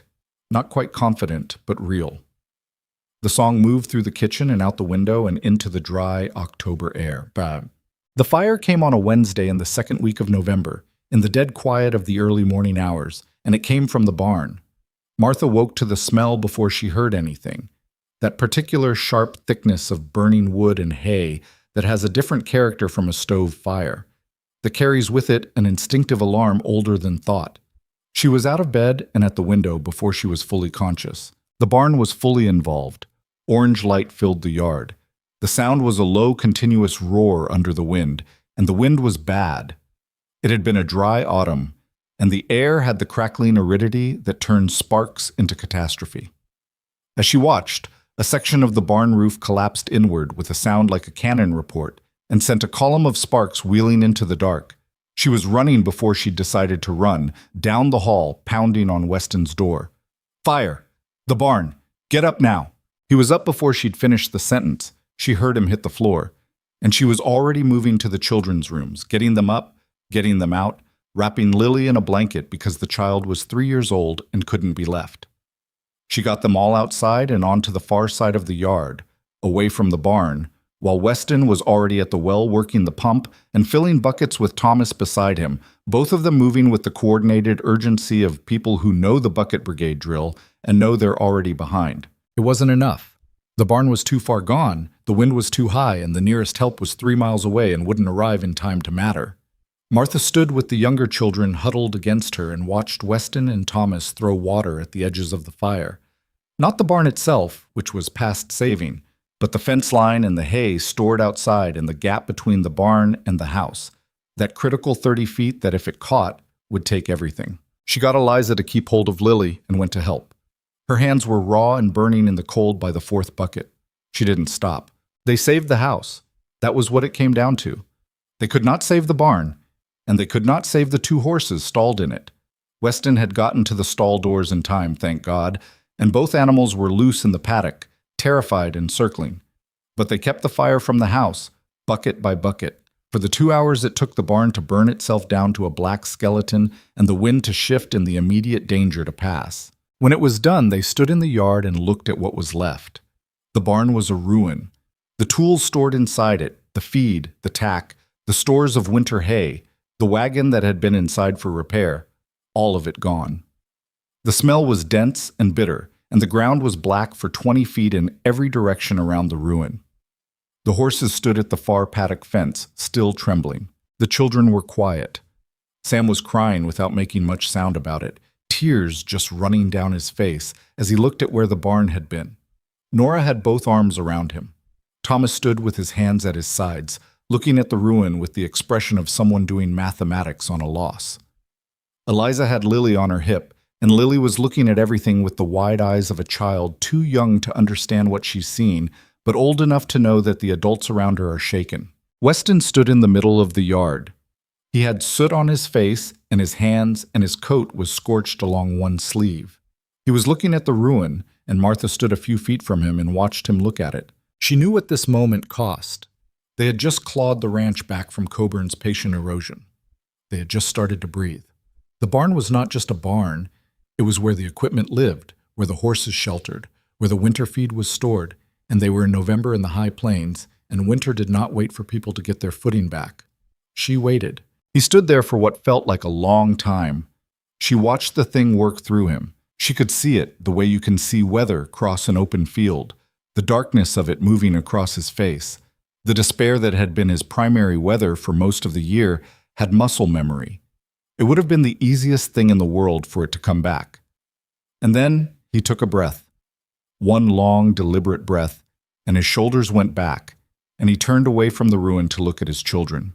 Sam was still crying, quietly. Weston crossed the yard and crouched down in front of him and put both hands on the boy's shoulders. "Hey," he said, "look at me." Sam looked up at him.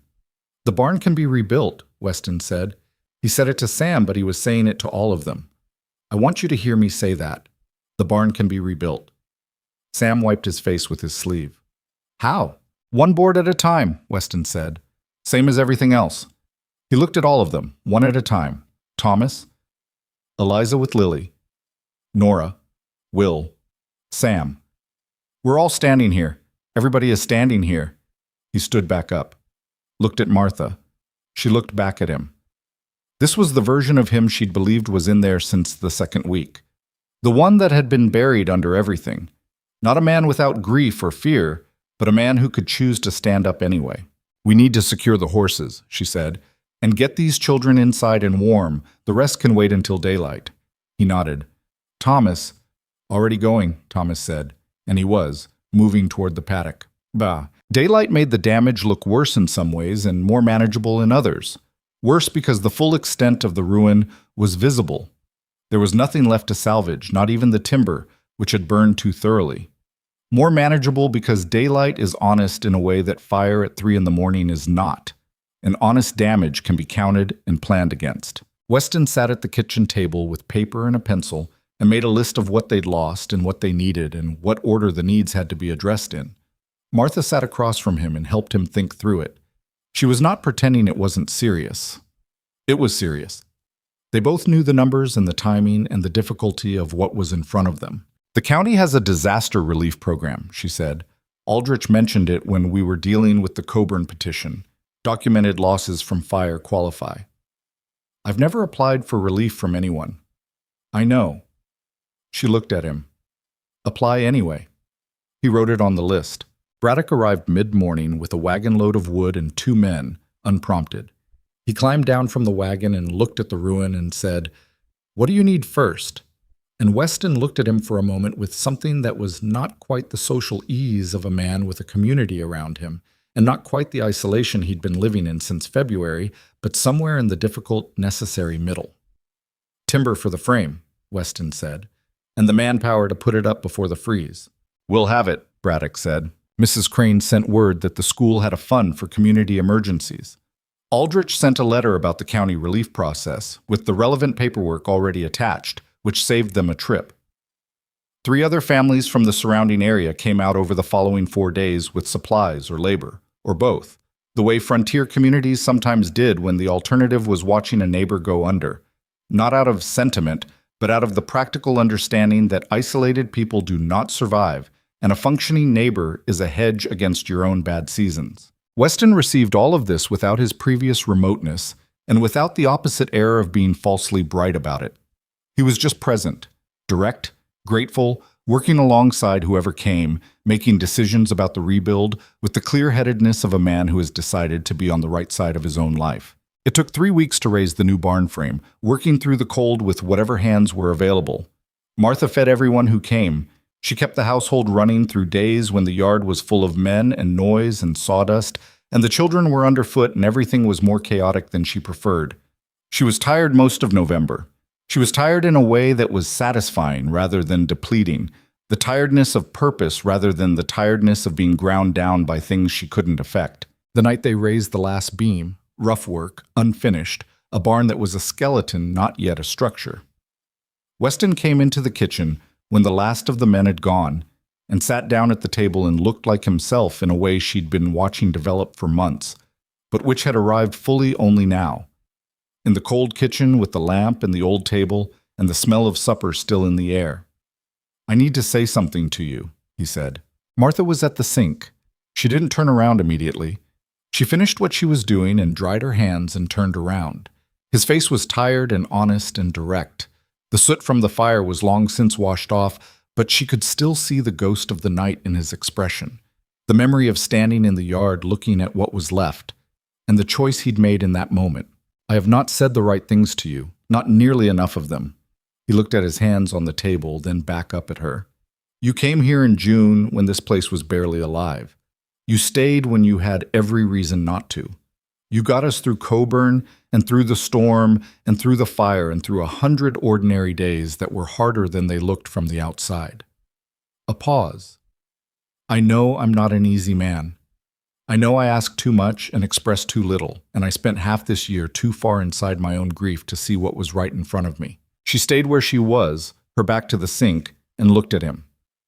"I'm not asking you to stay as an employee," he said.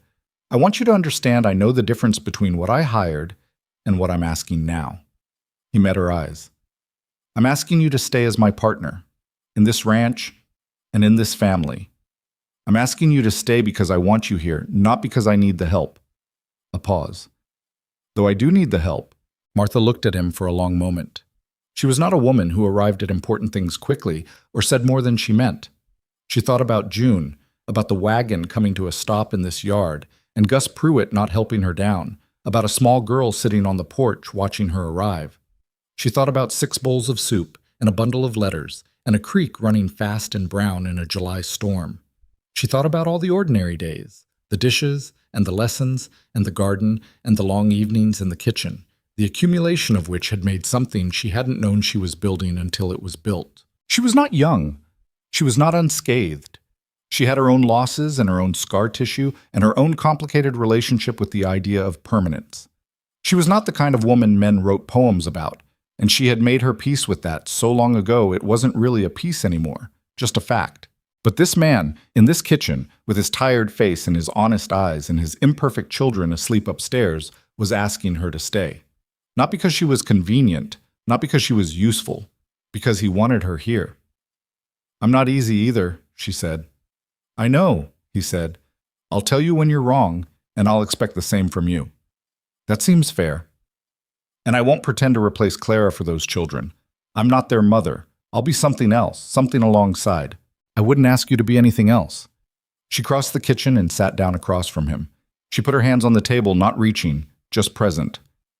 All right, she said. He reached across and put his hand over hers. It wasn't a grand gesture. It was a tired man's hand, rough from work and cold from the November air, and it sat over her hand with the plain weight of something real. All right, he said back. Saw it. They married in March, when the new barn was finished and the debt repayment schedule was 3 months in and holding, and the ground was starting to think about spring. It was a small thing. A justice of the peace in Coldwater Crossing, Braddock, and Mrs. Crane as witnesses. The 6 children ranged around them in their best clothes with varying degrees of solemnity. Sam could not maintain the solemnity for longer than about 90 seconds, and spent most of the ceremony pressing his nose against the justice of the peace's window to watch a dog in the street outside. Lily held Martha's hand throughout because Lily held everyone's hand throughout everything, a habit she had apparently decided was non-negotiable. Eliza stood straight and serious, and when it was done, she hugged Martha with both arms, briefly, tightly, and then stepped back and said nothing about it, which was its own kind of eloquence. Thomas shook Weston's hand after. Weston pulled him in and held him by the back of the neck for a moment, the way fathers do, and Thomas let him. Time on the frontier does not pass gracefully. It passes in work and weather and small catastrophes and ordinary days that outnumber the extraordinary ones 50-1. It passes in the growth of children, which is its own particular mix of astonishment and grief.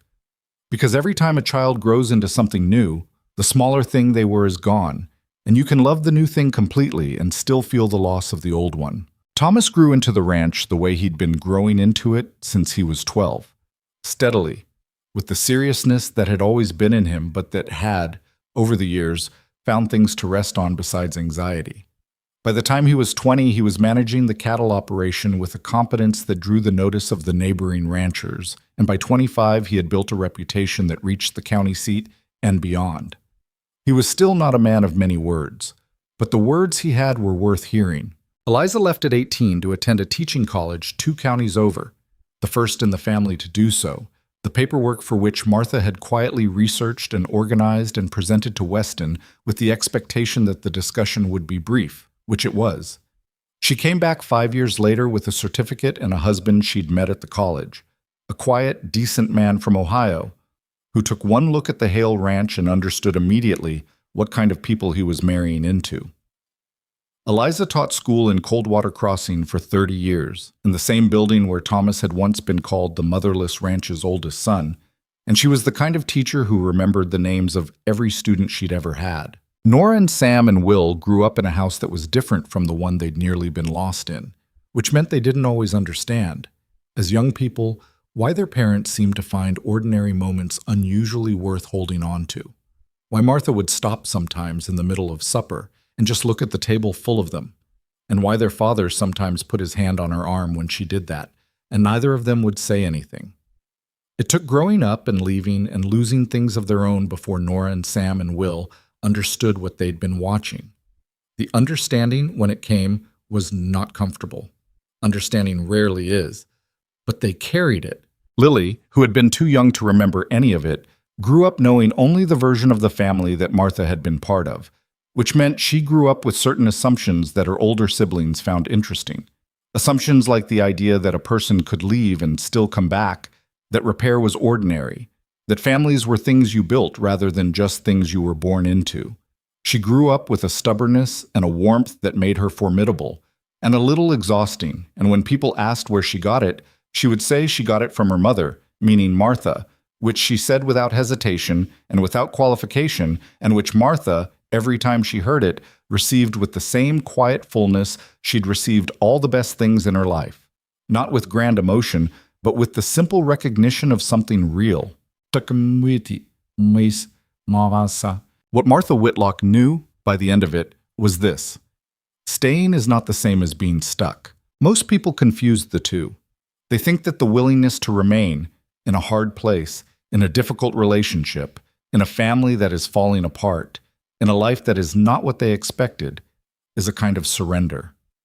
as if the brave thing is always to leave, to choose yourself, to move towards something new and uncomplicated.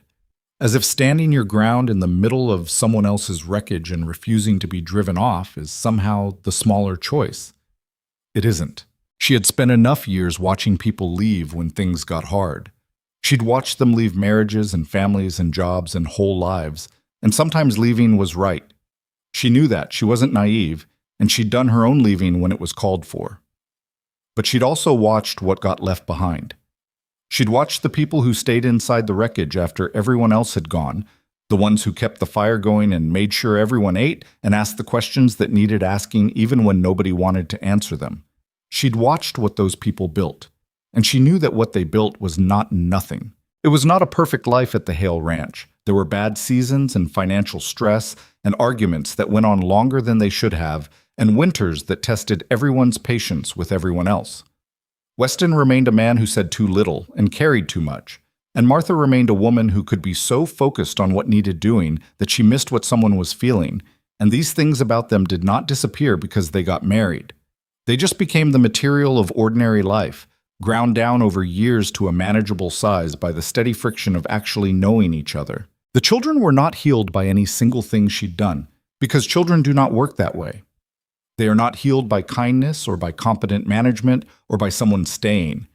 They are shaped by all of these things over a long time, imperfectly, in ways that sometimes don't show up for years, and then one day you see a version of what you hoped for in the way they stand or the way they speak to their own children, and you understand that the work was never wasted, even when you couldn't see where it was going. This was what she had learned, not in any one moment, not in the storm or the fire or the kitchen table negotiation with Coburn's lawyer, but across the whole ordinary accumulating weight of it. That love is mostly not dramatic, that the most important things you do for people are usually invisible while you're doing them, that showing up on the bad days and the boring days and the days when there is no reward and no acknowledgement and no particular reason except that someone needs you to, is not a small thing, even when it looks like one. She was sitting on the porch on a late afternoon in her 54th year when she understood she was done adding it up. The light was the long gold of October. The barn, which was 10 years old now and still solid, was throwing a long shadow across the yard. She could hear Weston somewhere behind the house, working, the familiar sounds of him. She could hear, distantly, what was probably Sam's voice from the direction of the creek, where his oldest boy liked to go after school. The land was the same land it had always been. Enormous, indifferent, beautiful in the way of things that do not need your appreciation. The sky was doing what it always did out here, pressing itself down on the horizon in every direction, reminding you of your size. Martha sat on the porch with her hands in her lap and looked at all of it and felt, not happiness exactly. Happiness was too light a word for what she felt, too temporary, but something more like rightness. The deep, unmistakable rightness of a life that had been built by hand, out of real materials, on ground that had been tested and held. She had not saved a ranch. She had not performed a rescue. She had just stayed and done what needed doing and told the truth when the truth was necessary and asked the hard questions when no one else would ask them and cooked enough soup to fill 6 children who had forgotten what full felt like. It was enough. It had always been enough. The porch door opened and Lily came out with 2 cups of coffee and sat down next to her, leaning her shoulder against Martha's the way she'd done since she was old enough to reach. And they sat together in the late afternoon light without saying anything, because some things don't require saying. The sun moved west. The shadows stretched. Somewhere behind the house, Weston stopped working. The ranch held.